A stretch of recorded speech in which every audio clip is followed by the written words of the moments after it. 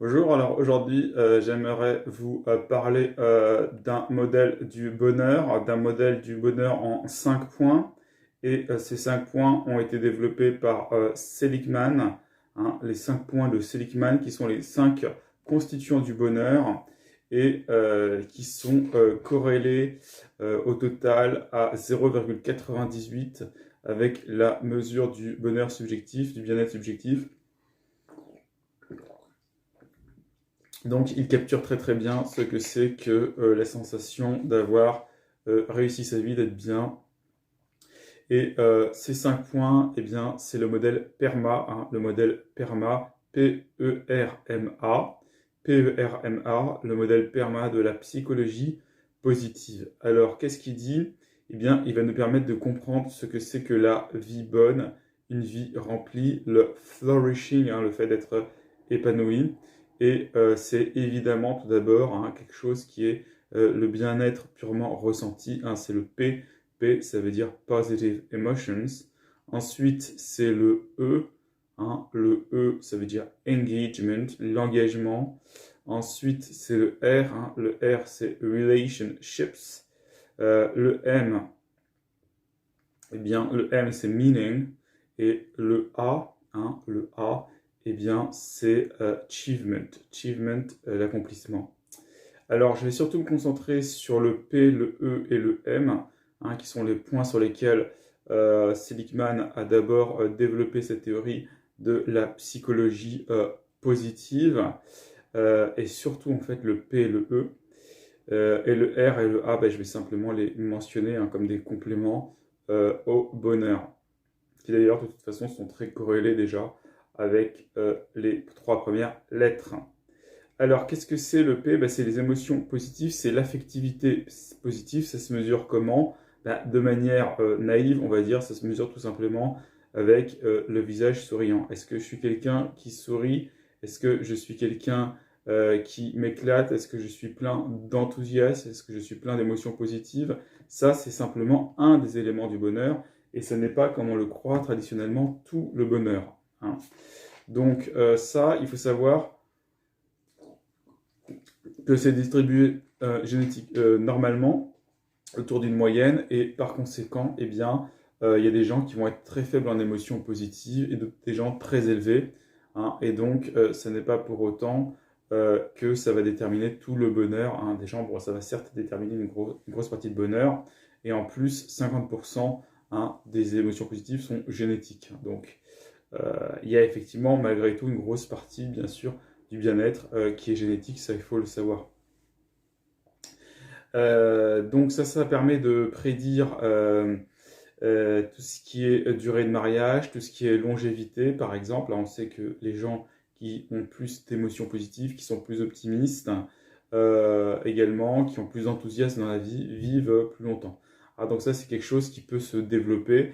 Et ça se développe comment? En faisant des exercices, hein, des exercices sur les bonnes choses qui nous sont arrivées dans le passé, sur le fait de développer l'enthousiasme sur ce qui nous arrive dans le présent et sur le fait, troisièmement, eh bien, d'anticiper des choses positives, hein, de se réjouir de choses positives. Alors ensuite, deuxièmement, il y a l'engagement. Donc l'engagement, ça correspond au fait d'être passionné par ce qu'on fait, de s'absorber dans ce qu'on fait. Donc c'est différent des émotions positives, même si c'est un lien, puisque quand on est engagé, on ne ressent pas forcément d'émotions positives. On a l'impression que le temps s'arrête, hein, le rapport sujet-objet disparaît, on est absorbé dans la tâche, et ça c'est ce qu'on appelle le flow, hein. Le flow, qui est une notion qui est arrivée en psychologie positive hein, depuis les années 2000, et qui dépasse justement une conception du bonheur simplement basée sur le plaisir, hein, une simple conception hédonique, pour aller vers une conception plus d'absorption totale dans ce qu'on fait, hein, de réalisation d'une tâche. Et donc le flow se produit quand le challenge rencontre nos forces, hein. Donc en d'autres termes, quand la difficulté rencontre nos compétences. Si on a trop de difficultés par rapport aux compétences, on est dans l'anxiété. Si on a trop peu de difficultés par rapport aux conséquences, on est dans l'ennui. Mais entre les deux, il y a une crête hein, relativement étroite qui va être la crête du flow. Et ça, c'est un type de bonheur qui est déjà plutôt eudémonique, hein, donc qui n'est pas forcément ressenti, mais qui est plutôt un accomplissement. Et troisièmement, donc, ah oui, alors avant de passer au troisième, hein, on va atteindre le flow, comment? Grâce à des forces signatures. Alors les forces signatures, qu'est-ce que ce serait d'après Seligman? Les forces signatures, il y a 24 forces que les êtres humains ont. Et ces 24 forces, il les a trouvées dans les grandes traditions de sagesse, de spiritualité et de religion.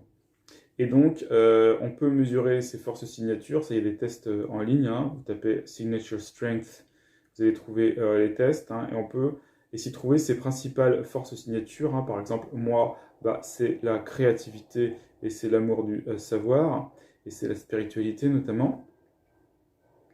Et bien ensuite, quand on fait des actions où on engage nos signature strengths, hein, nos forces signatures, et bien quand on fait des actions de ce genre, qu'est-ce qui va se passer? Il va se passer qu'on va entrer dans le flow, hein. Donc on peut essayer de trouver ça dans notre métier, par exemple, si on s'ennuie dans notre métier. Et troisièmement, donc il y a meaning. Et meaning, c'est au-delà de la vie bonne, hein, comme le disaient les Grecs, il va y avoir la vie complètement accomplie. Et ça, c'est au-dessus de la vie bonne, c'est au-dessus de l'engagement. C'est quand on s'absorbe, non pas dans une tâche, mais quand on agit pour quelque chose qui nous dépasse, une transcendance. Donc c'est au-delà de l'intérêt privé, de l'intérêt particulier.